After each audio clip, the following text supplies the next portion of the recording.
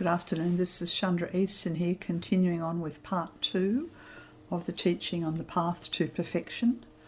I'm an esoteric astrologer and I'm speaking to you about how you can combine insight and understanding from your natal chart with the fabulous meditation book, The 17 Steps to Perfection. This has been written by Ananda Tara Shan. It's a meditation book that focuses upon 17 steps, and it assists us in integrating the light of our soul with personal self, and doing it methodically and systematically.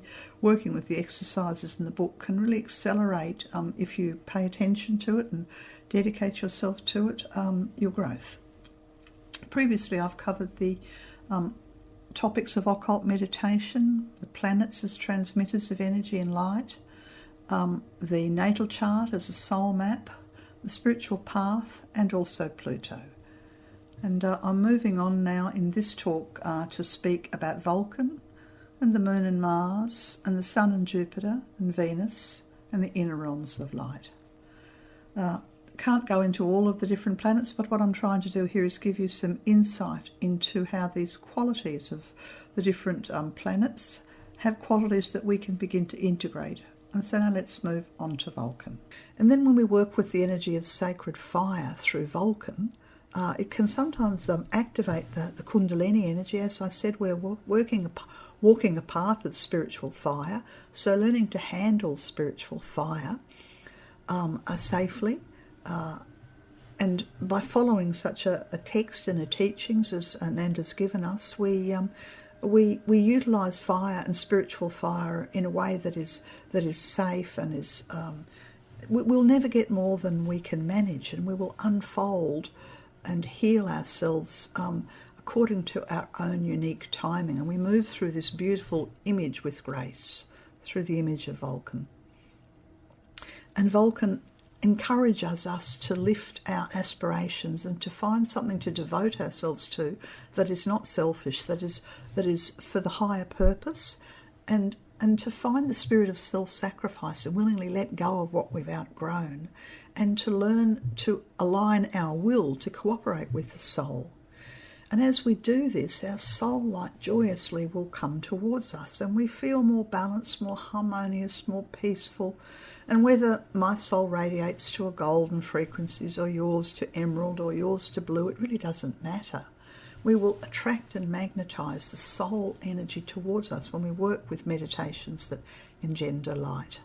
And as a result of this, we have the upward striving triangle.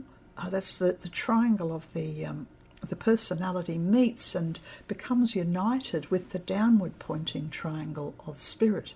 And we find ourselves that we're able to step into harmony and step into greater peace. I'm moving on now to talk about the path proper, otherwise known as the path of discipleship. And upon this path, we certainly need qualities in order to keep our feet upon the path. And those qualities are discipline and dedication. And what happens when we find our feet upon the path proper is that we receive all kinds of support, visible and invisible. Support that comes from the soul, support that comes from the angelic realm, support that comes from the teachers on the inner, support that comes from the peer group, so we stay on the path and don't get lost. And when we're seriously working to integrate our personality and our soul, then we must work with the non-sacred planets. This is the Earth, the Moon, Mars and Pluto. And these are the planets that hold more density, less light in our solar system and therefore within ourselves. So let's talk about the Moon and Mars. In everybody's nature, there are aspects of ourselves where the ego remains hidden and buried, if you like, wants control. And there are similarly, and also within our natal charts, there are similarly planets that hold the light of the soul. So the Moon and the Mars are the favourite haunts, if you like, of the ego. And the reason for this is, well, it's obvious really. The moon is just a reflection, a poor reflection of the sun, and it doesn't actually have any of its own light. And the task for us is to bring the light of the soul into our personality, into the ego, and to raise it to a higher vibration. I wanted to show you this chart here. This is an example chart, not a real person. And on the left-hand side of the chart where the red line is, that's the ascendant. Just beneath that, there's the moon. Now, this is an example of a person, if it was a real person, whose personality would be fighting to maintain control. Because that's what the moon does. It tries to maintain the control, the status quo, to keep the ego in the driver's seat. And then if you notice the big red square that sits in this chart, well, down the bottom right-hand corner of the big red square, in the 5th house, is the planet Mars. And so this is interestingly taken from August 2022, and we have the battle and the struggle going on with humanity at this point in the 21st century in our evolution as a species, and the ego's trying to maintain control. And there are higher frequencies at play that are connected to us from the light of our soul. And as with humanity, so with us as individuals. So if we want to bring forth the fine qualities of the moon, then we meditate upon the qualities of generosity, which is the opposite of selfishness, stillness, which is the opposite of chaos and calm, chaos and disturbance, and contentment. And when we meditate on these qualities, then what happens is that we soothe, and this is the image for the moon, we soothe our personality, a bit like a frightened child, and we bring it with us on our journey into greater light. You know, there's nothing wrong with the ego, there's nothing wrong with the personality.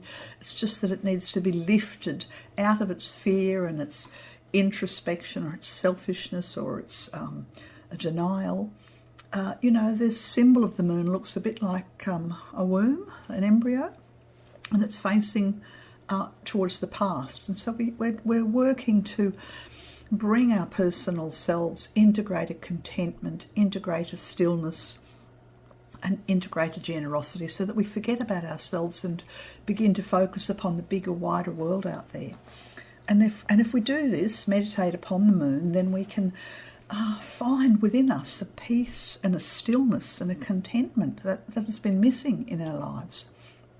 And this helps us to feel at one with ourselves. Okay, and then the other non-sacred planet, we'd already talked about Pluto in the first talk, but we're speaking here about Mars. And if we want to bring the ego under control and bring our Mars under control, then we work with the energy of self-control, that's the control of the soul, and faithfulness and moderation. And the faithfulness is to a higher ideal, and the moderation is so that we don't run amok. We don't run amok with our anger or our selfishness, or whatever way your ego tries to assert its control. But we find moderation, and Ananda speaks in the book The 17 Steps to Perfection about if we meditate upon a planet over the course of 4 weeks straight, every day for 4 weeks. For the first couple of weeks, we might find that we don't have a great deal of progress, and the progress comes in the 3rd or the 4th week. But conversely, we could also find that in the first couple of weeks it elicits, and the energy of the ego is pulled to the surface so that we can see it. And so it's not a particularly, my experience, it's not a particularly easy planet to meditate upon, but a very valuable one for all of us if we want to pull the teeth of the tiger of our ego. Because the default position of the ego is to fight. Is to fight the light, to feel threatened and to go on into either attack or defence. But that's what we don't want to do. We're trying to engender a calm and a stillness and a contentment within so that we can move forward in faithfulness to be the best that we can be, so that the soul in us, the higher aspect of who we really are in soul and spirit, can come to fruition. And then we will... Of course, we always have personality, but it's the soul that's in control, and we are faithful to our ideals. Next couple of planets I wanted to talk about were Sun and Jupiter. And the reason for this is that when we meditate upon the Sun and Jupiter, we strengthen and deepen the soul's connection. Think about it a bit like a tree putting down really deep, beautiful roots, and that tree will grow larger and larger, and eventually there will be a forest. So when we meditate upon the Sun, then we meditate upon the qualities of fearlessness. And this puts paid to the fear of the ego. And when we focus and attune to the energy of vitality, then our physical health rises up and is strengthened. And similarly, when we focus upon self-mastery, the symbol you can see here for the sun, it was a representation of the rays of the sun in the heavens, but it's also, to my mind, a bit of a representation of the chakras within the body. You know, and the heart chakra is where we store the replica of it's the anchor point for our soul, it's the anchor point for spiritual energy. And of course, the spleen has a great deal to do with the sun because it brings in the vitality and the etheric chi that comes from the sunbathing or connecting to the earth. So meditating upon these qualities will bring us in quick, short steps towards this vitality and this mastery from the soul. And we are used to the cycles of the sun, how it rises in the morning, it reaches its zenith at a midday and sets at sunset and has apparently disappeared at midnight. And we're seeking to replicate this cycle of rising and taking up more space in our lives and becoming the radiant golden light. And similarly, when we work with Jupiter, the sacred planet of the second ray, then we invoke the energy of expansiveness. And, when we breathe out, the lungs expand. It's the opposite of contraction. And when we are generous and kind to others, we share, and this engenders more creativity. The symbol for Jupiter is the two triangles of the golden energy of that second ray. And the triangles, to my mind, they represent the integration of the personality, the soul and the spirit, but they're also an invitation and a portal to expand, to trust, to move forward, to be kind and generous and to be expansive. And if we're able to focus upon, and you might have a prominent Jupiter in your natal chart, or maybe by transit your Jupiter's being activated at the moment, and you can feel this sense of expansiveness and creativity, and you can maximise that by meditating upon the planet Jupiter. And the last planet that I wanted to talk about was Venus. And we think about Venus and we think about love, but I wanted to speak about it as the door to the divine. Because love is the central keynote, the evolutionary note for our soul. That love's what makes the world goes round. Ananda said love is all there is. But there are all kinds of love. You know, there's selfish love, there's personal love, there's codependent love, there's family love, there's, love of strangers. And eventually, if we keep following the expansive nature of love, through these various stages, and this is how we train on earth. We're trained in the name of love, and we're trained to follow a path of love. And we learn this by being, great parents, by learning to love strangers and expanding the love further and further and away from the personal towards the divine. And at some point we will find that we are seeking the divine. We may be seeking the divine love in the earth, in a forest. It could be in a temple. It could be on a pilgrimage. It could be that we're seeking to connect to the heartbeat of all love. But this is a call. When we meditate upon Venus, we are called to the divine. And it engenders and brings these qualities of love, which is the opposite of hatred. Hatred is a quality of the ego in its lowest vibration. Goodness, to bring out the goodness and the best in all, and a loyalty and a fidelity to that which is dedicated in the name of love. The symbol for Venus is this very expansive V with the cross above it. Yes, and it similarly looks like a portal. And when I look at the cross, and of course the cross is in the Christian tradition, but it's beyond the Christian tradition also in the Celtic and the pagan traditions. We have the vertical axis of the cross, the alignment to the divine, and we have the horizontal part of the cross, which is this outpouring, this sharing, this generosity, this goodness where we send love out into the world.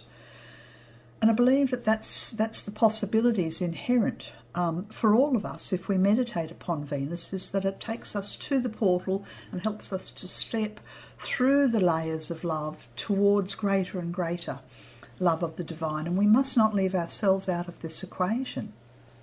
Because the portal of love, it does starts from the heart chakra, and we have to learn to love ourselves, love our personal selves, love our higher self, and recognise that the energy of divine or cosmic love comes into the earth through the holy ones who are often not in, most of the time, not in physical bodies, can be found in, the Trans-Himalayan mountains here, or they can be found in nature, they can be found through prayer. Yes, and so this book takes us on a sequential journey, step by step by step. And I've just covered, 7 of the various steps very quickly. But if you were to take the time and to move through this book over a 3-year period, then your life would be transformed. Utterly must be transformed, because this is a gift. This book is a gift to humanity at this stage of our evolution, to quicken our growth and to find our footsteps upon the path of love.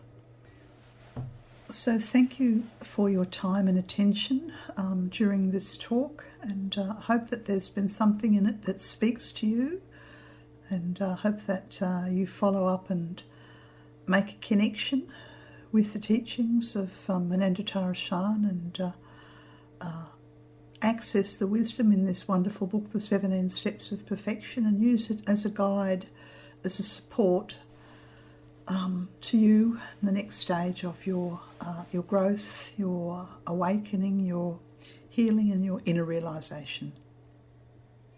That's all. Bye for now.